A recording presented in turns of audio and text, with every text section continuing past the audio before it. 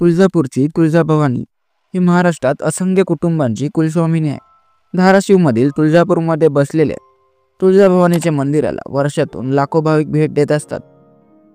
महाराष्ट्राचा आराध्य दैवत छत्रपती शिवाजी महाराज हे देखील तुळजाभवानी मातेचे निसमासे भक्त होते. असं म्हणतात की प्रत्येक युद्ध लढाई जाण्याआधी महाराज आई भवानी देवीचा आशीर्वाद घ्यायचे.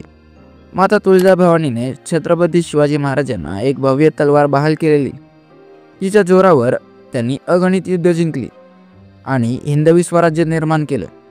अशा या देवीबाबत आणखी एक गोष्ट सांगितली जाते, ती म्हणजे तुळजापूरच्या तुळजाभवानीला मांसाहाराचा नैवेद्य दाखवला जातो.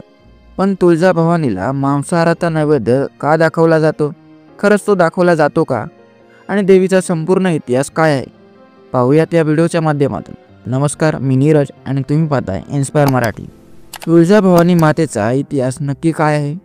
तर तुळजाभवानी कृतयुगात अनुभूतीसाठी, तर त्रेतयुगात प्रभू श्रीरामासाठी, द्वापार युगात धर्मराज युधिष्ठिरसाठी, कलियुगात छत्रपती शिवरायांसाठी. या देवीबाबत अशी एक आख्यायिका सांगितली जाते की कर्दम ऋषींच्या निधनानंतर त्यांची पत्नी अनुभूती ही सती जाणार होती. पण आपल्या मुलांसाठी तिने निर्णय बदलला. एक दिवस ती नदीकाठी तपस्या करत बसलेली, पण तिथं कुकुर नावाचा राक्षस तिच्याकडे वाईट नजरेने पाहत होता. या राक्षसापासून वाचावं म्हणून अनुभूतीने आदिमायेचा धाव केला. तिच्या रक्षणासाठी आदिमाया प्रकट झाली. देवी आणि राक्षस यांच्यामध्ये युद्ध झालं आणि देवीनेच त्याचा वध केला. त्यानंतर तपस्वी अनुभूतीने देवीला पर्वतावर राहण्याची विनंती केली आणि तिचं म्हणणं ऐकून देवीने होकारही दिला. अनुभूतीची विनंती ऐकून यमुनाचल उर्फ बालाघाट या पर्वतावर अखंड वास्तव्य केलं. याच बालाघाट डोंगराच्या वरच्या यमुनाचल या डोंगरावर तिचं मंदिर बांधण्यात आलं. तेच आता तुळजापूरमध्ये आहे. आता पाहूया तुळजाभवानी मंदिराचा इतिहास काय.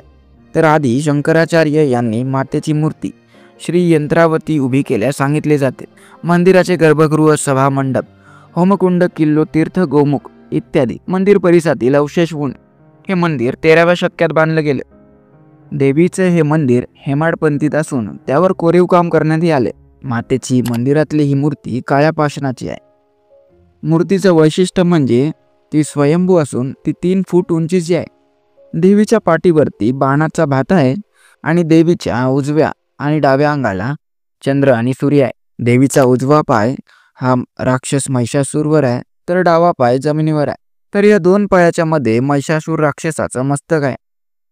मार्कंडेय ऋषी आणि शिव हे देवीच्या उजव्या बाजूला, तर कर्दम ऋषीचं पत्नी अनुभूती हे देवीच्या डाव्या बाजूला पाहायला मिळते. देवीच्या मूर्तीची सगळ्यात महत्त्वाची गोष्ट म्हणजे देवीची मूर्ती एकाच ठिकाणी ठेवली गेलेली नाहीये. म्हणजे देवीची मूर्ती कोणत्याही ठिकाणी ठेवता येते आणि कोणत्याही दिशेने ठेवता येते. त्यामुळे या मूर्तीला चाळ मूर्ती असेही म्हणतात. देवीची मूर्ती मंदिरातून वर्षातून 3 वेळा काढली जाते, कारण वर्षातले 3 दिवस विशेष मानले जातात आणि देवीला प्रदक्षिणा करण्यासाठी मंदिराबाहेर नेलं जातं आणि या प्रसंगी मातेची मूर्ती मंदिराभोवती फिरवली जाते. याशिवाय तुळजाभवानी मातेचं नगर हे माहेर, तर तुळजापूर हे सासर समजलं जातं. यामागचं मुख्य कारण म्हणजे दसऱ्याच्या दिवशी नगरहून आलेल्या पालखीने सीमोल्लंघन करते आणि थन आलेल्या नवीन पलंगावर 5 दिवस निद्रा घेते. तब्बल 500 वर्षाची ही परंपरा लाभलेल्या या सासर माहेरच्या नात्याची नाळ अजूनही तुटलेली नाही आहे. हे विशेष आहे. आता येतो महत्त्वाचा मुद्दा, तो म्हणजे देवीच्या नैवेद्याचा. देवदेवतांबाबत त्यांची पूर्ण पूजा झाल्यानंतर नैवेद्य दाखवणे हे आपल्याकडे परंपरा आहे.